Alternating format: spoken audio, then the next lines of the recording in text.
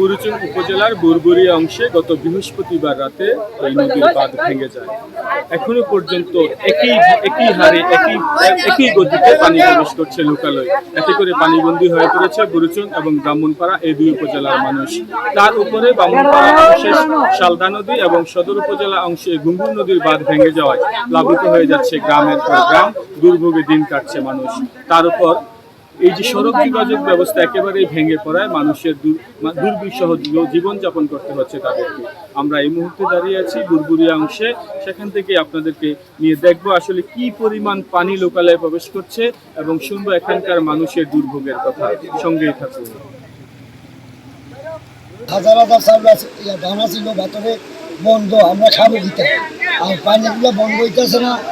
বন্ধ না করলে আমরা থাকবো, আমার বাড়ি গাড়ি হয়ে গেছে, পানিটা বন্ধ করতে হলে আমরা থাকার একটা ব্যবস্থা করা যাবে। যাদের বাড়িতে গিয়া পাংশুদ্ধ হয়েছে, বর্তমানে আমার বাড়ি ঘর হয়ে গেছে, আমি থাকবো বা কখনো কি করবো? আমার ছেলেগুলো 7-8টি জন, আমি আল্লাহর কাছে ফরিয়াদ করতেছি, কই যে থাকবো, আমাদের কোনো ইয়া পাইতে আসি না। এই জনগণগুলো কি খেয়ে বাঁচবো? খেতে কিছু কর্ম করতে আসে না, খাইতে পারতেছে না, কি করে বাঁচবো? পানি বন্ধ হইতেছে না।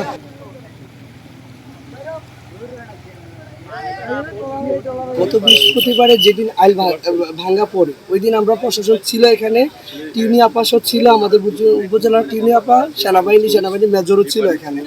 ওই দিন ভাঙ্গার পরে ওনারা যে গেছে, এখন পর্যন্ত ওনাদের সাথে আমাদের কন্ট্যাক্ট করার ট্রাই করছে, ওনাদের সাথে আমরা কন্ট্যাক্ট করতে পারি নাই। হয়তো বা ফোন অফ ছিল আর নয়তো বা ফোন রিসিভ করে না, এরকম একটা। আমরা সহযোগিতার জন্য চাচ্ছিলাম যে আমাদের এই বাচ্চা তখনকার স্রোতের পরিমাণটা বেশি ছিল, এখন কিন্তু কম। এখন চাইলে কিন্তু এটা বাধা দেওয়া সম্ভব, একটা প্রশাসন চাইলে এটা কোনো একটা বেশি একটা ব্যাপার না, যেটা সম্ভব এটা পানিটা আটকানো, মানুষকে বাঁচানো ট্রাই করাও সম্ভব। যে রেস্কিউ করার জন্য আমি সেনাবাহিনীর কোনো টিম আমি দেখিনি এই পর্যন্ত। সব বিডি ক্লিন বা অন্যান্য সংগঠন এখানে প্রাণ দিতেছে, এরা কাজ করতেছে, রেস্কিউ করার ট্রাই করতেছে। আমাদের এখানে যে দাবিটা হচ্ছে, এখানকে যারা বন্যায় ক্ষতিগ্রস্ত হয়েছে তারা এখন পর্যন্ত ঠিক আছে, কিন্তু 2 দিন পরে যখন তারা বাড়ি করে উঠার ট্রাই করবে, তখন যে দেখবে তাদের বাড়ি করতে নাই, তারা ভবিষ্যতে কি খাবে কি না খাবে, তাদের কর্মস্থল বলতে কোনো কিছুই নাই। যারা দিনমজুর তাদের তো বলতে কোনো কিছু নাই।